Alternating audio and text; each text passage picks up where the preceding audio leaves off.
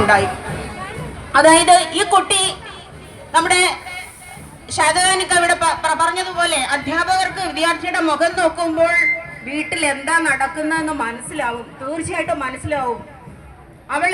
അവളുടെ ഒരു ദിവസം വന്നപ്പോൾ അവളുടെ മുഖം മാറിയത് ഞാൻ പെട്ടെന്ന് എനിക്ക് എന്തോ ദൈവാധീനം കൊണ്ട് ഞാൻ തിരിച്ചറിഞ്ഞു. അന്ന് രാത്രി അവള് എനിക്ക് ഫോൺ ചെയ്യുകയാണ്, ഞാൻ എൻ്റെ കയ്യിലെ ഞരമ്പ് മുറിക്കാൻ പോവുകയാണ് എൻ്റെ പ്രിയപ്പെട്ട ടീച്ചറെ.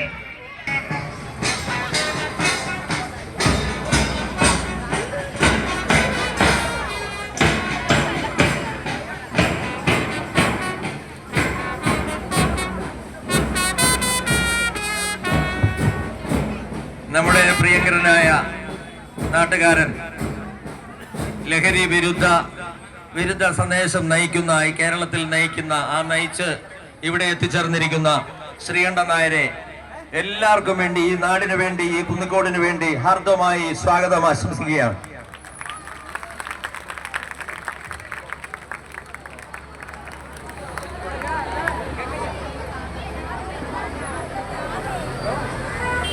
അക്രമം അതിര് കടക്കരുത്.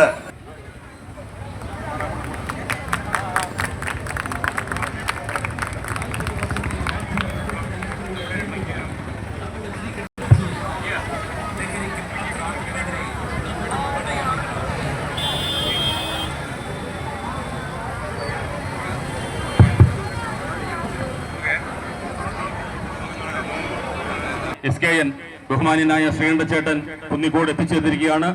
അദ്ദേഹം നമ്മുടെ അഭിസംബോധന ചെയ്തുകൊണ്ട് സംസാരിക്കും. പ്രിയമുള്ളവരെ, നിങ്ങൾക്കറിയുന്ന പോലെ ഇതെന്റെ നാടാണ്.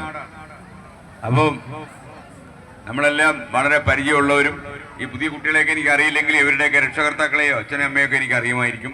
മാത്രമല്ല, നമുക്ക് ഇത് നൊയമ്പ് കാലമാണ്. ഈ പുണ്യമാസത്തിൽ നമുക്കൊരു പ്രത്യേക സമയത്തിന് ഏതാണ്ട് ഒരു 6:37 അവസാനിക്കണം അല്ലേ?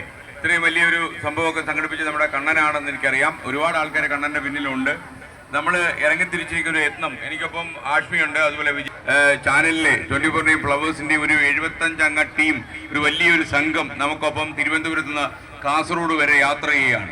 അപ്പോൾ നമ്മളെന്താ ഇങ്ങനെ ഒരു യാത്രയ്ക്ക് ഇറങ്ങിയത് എന്ന് നിങ്ങൾ വളരെ ആത്മാർത്ഥമായിട്ട് എന്നോട് ചോദിച്ചാൽ അതിനൊരു മറുപടിയേ ഉള്ളൂ. അതായത് നമ്മളെ